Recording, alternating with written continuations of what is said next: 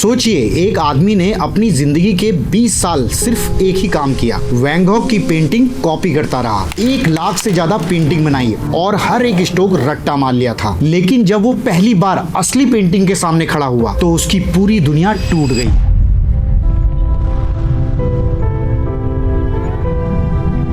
और ये सिर्फ उस आदमी की कहानी नहीं है, शायद ये आपकी भी कहानी है। नमस्ते, मैं हूं पंकज संबल। आज मैं आपको जायो सायोंग की सच्ची कहानी सुनाने वाला हूं, क्योंकि ये कहानी मुझे खुद बहुत गहरी लगी और मैं चाहता हूं आप भी एक बार रुककर इस कहानी को सुने।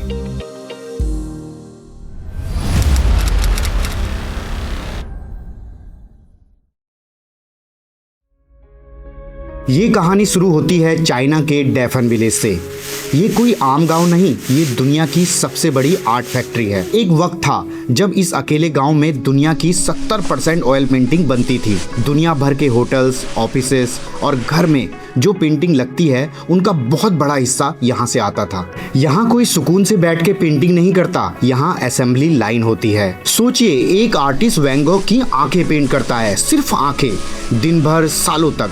दूसरा सिर्फ आसमान, तीसरा सिर्फ हाथ। ऐसे ही एक पूरी पेंटिंग कई लोगों के हाथों से गुजर के रेडी होती है। एक दिन जायो सायोंग भी यहाँ आया था। उसने 15 साल की उम्र में स्कूल छोड़ दिया, घर छोड़ दिया। उसके पास उस वक्त कोई डिग्री नहीं थी, मतलब कि कोई पहचान नहीं, बस उसे काम चाहिए था और उसे काम मिला, वैन गॉग की सस्ती कॉपी बनाने का।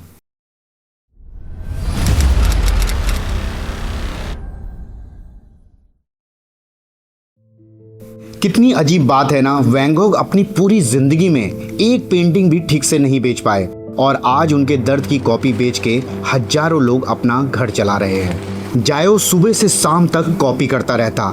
धीरे धीरे उसकी स्पीड बढ़ी। आखिरकार सिर्फ 28 मिनट में एक पेंटिंग और एक दिन में 20 पेंटिंग्स। क्लाइंट खुश थे क्योंकि आर्टवर्क में 70 से 80% सिमिलरिटी काफी थी। आर्ट की जरूरत नहीं थी, उन्हें सिर्फ डिलीवरी ऑन टाइम चाहिए थी।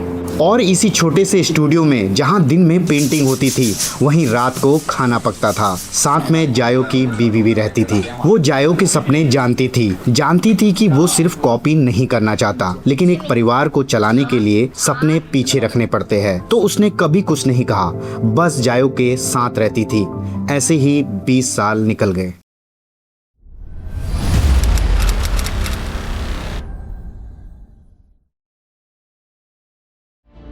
फिर एक दिन जायो को एक डच क्लाइंट मिलता है। वो डच क्लाइंट जायो को एम्स्टर्डम आने का न्योता देता है। टिकट का खर्चा वो कराएगा, वो ऐसा बोलता है।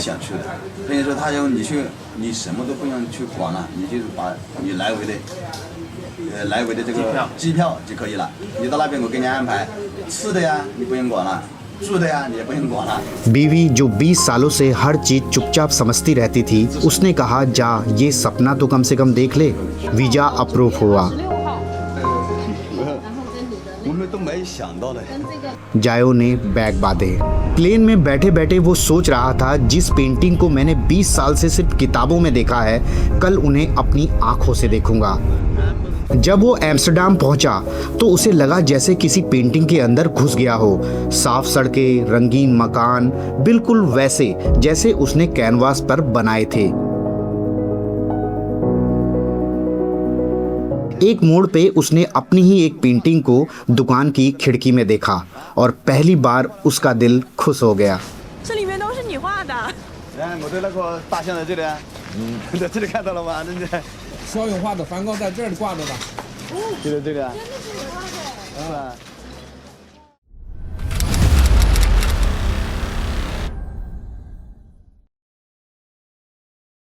लेकिन फिर कुछ हुआ जो जायो ने सोचा नहीं था। क्लाइंट उसे एक जगह ले गया। जायो के दिल में था, शायद कोई बड़ी गैलरी होगी, शायद उसकी पेंटिंग किसी फ्रेम में लगी होगी, शायद कोई उसके आर्टवर्क को सीरियस लेता होगा। लेकिन वो एक गिफ्ट शॉप थी, सीधा टूरिस्ट के लिए। फ्रिज मैग्नेट के पास एक शेल्फ पे जायो की पेंटिंग टंगी हुई थी। जायो चुप रहा, कुछ नहीं बोला। फिर उसने एक पेंटिंग उठाई और प्राइस टैग देखा। 500 यूरो, यानी हमारे देश के हिसाब से लगभग 45,000 से 50,000 रुपये। और पता है वो पेंटिंग बनाने के लिए जायो को कितने रुपए मिलते थे? सिर्फ 38 यॉन, यानी गिनती के सिर्फ 450 से 500 रुपए।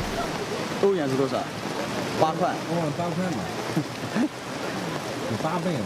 他2024的他的话卖好多少欧元？他这个30、40的话呢，最多的，他都卖到30欧元、40欧元。 मुनाफे का ये खेल देखकर जायो पहली बार समझा। काम उसने किया, थकान उसने उठाई, लेकिन फायदा चैन के सबसे ऊपर वाले आदमी ने उठाया। वो हमेशा सबसे नीचे था, बस एक टूल की तरह, एक बहुत सस्ता, बहुत रिप्लेसेबल टूल।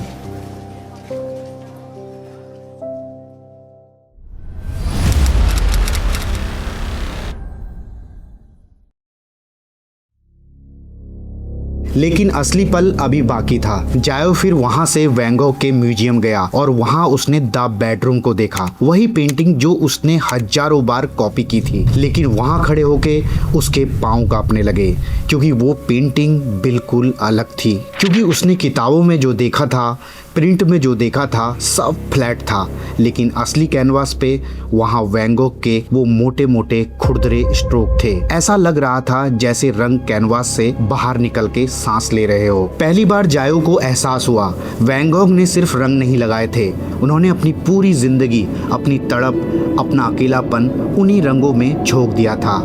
हर एक स्ट्रोक में एक अलग ही जान थी। और वही खड़े खड़े जायो को ये समझ आया कि उसने 20 सालों में जो 1 लाख पेंटिंग बनाई थी, उनमें स्पीड थी, परफेक्शन था, लेकिन आत्मा नहीं थी। वो 20 साल से सिर्फ आर्ट नहीं बना रहा था, वो सिर्फ एक फोटोकॉपी मशीन बन गया था। ये सोच के वो उसी म्यूजियम में रो पड़ा।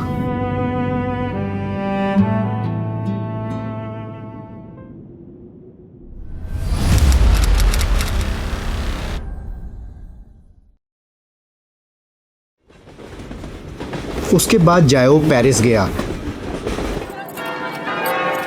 उसने वो कैफ़े देखा जहां वैन गॉग काम करते थे, वो असाइलम देखा जहां स्टेरी नाइट बनी थी, और फिर वो उस सिमेट्री में गया जहां वैन गॉग को दफन किया गया था। वहां बहुत देर तक चुप खड़ा रहा और पहली बार उसने खुद से एक सवाल पूछा, 20 साल बाद मैं कहाँ खड़ा हूँगा? क्योंकि वो जानता था इस आदमी ने अपनी पूरी जिंदगी में सिर्फ एक पेंटिंग बेची। दुनिया ने कभी माना नहीं, लेकिन आज 150 साल बाद दुनिया इसी के लिए रो रही है। जायो को पहली बार लगा कोई भी आदमी तब तक कुछ नहीं होता जब तक वो अपनी सच्ची आवाज़ नहीं ढूंढता।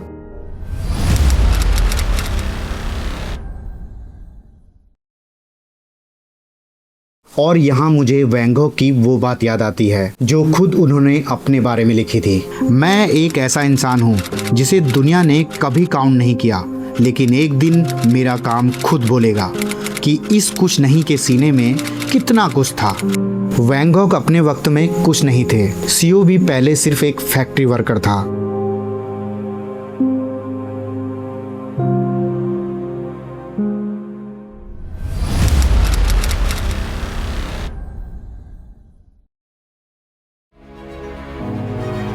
लेकिन ये कहानी यहाँ ख़त्म नहीं होती। जब जायो डेफन वापस आया तो उसने एक फैसला किया, 20 साल की आदत को तोड़ने का।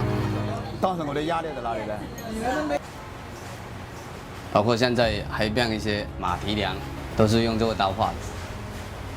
大温村现在很多 और पहली बार बिना किसी रेफरेंस के खाली कैनवास के सामने ब्रश उठाया तो उसके हाथ कांप रहे थे, क्योंकि इस बार किसी और के रंग नहीं, अपनी खुद की सच्चाई पेंट करनी थी। उसने हिम्मत की, उसने अपने गांव को पेंट किया, अपने परिवार को, अपनी बूढ़ी दादी को।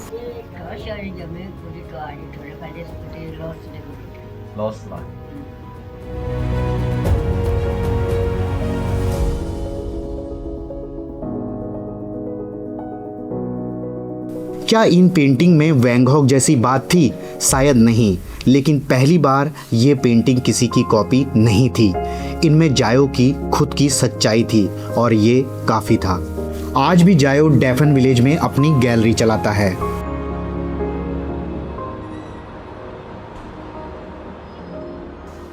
这幅画我也想了很久了，我的第一幅原创画就是从我自制画室开始。 वो फेमस नहीं हुआ, उसकी पेंटिंग किसी बड़े म्यूजियम में नहीं लगी, लेकिन वो एक चीज़ जानता है जो पहले नहीं जानता था कि वो एक आदमी है, सिर्फ एक टूल नहीं, और यही सबसे बड़ी जीत है। 就是我的艺术。就是这样，正常的。我们不要现在，我们也许50年、100年，也许这个时候有些人能欣赏我的画。 हम सब शुरुआत में दूसरों की कॉपी करते हैं, ट्यूटोरियल देखते हैं और रेफरेंसेस लेते हैं। ये गलत भी नहीं है, लेकिन कभी कभी हम अपने आप को परफेक्ट दिखाने के चक्कर में खुद का वजूद ही भूल जाते हैं। इस कहानी ने मुझे बहुत कुछ सोचने पर मजबूर कर दिया। जायो के उस कांपते हाथ को मैं बहुत देर तक सोचता रहा, क्योंकि कहीं ना कहीं हम थोड़े जायो जैसे हैं। तो आपसे सिर्फ एक सवाल, क्या आप भी कोई आर्ट फैक्ट्री जैसे सिस्टम में फंसे हैं, या आपने अपने दिल की आवाज़ सुन ली है? अपनी कहानी कमेंट में ज़रूर बताइएगा, मैं आपका हर एक कमेंट पढ़ूंगा। मिलते हैं नेक्स्ट वीडियो में।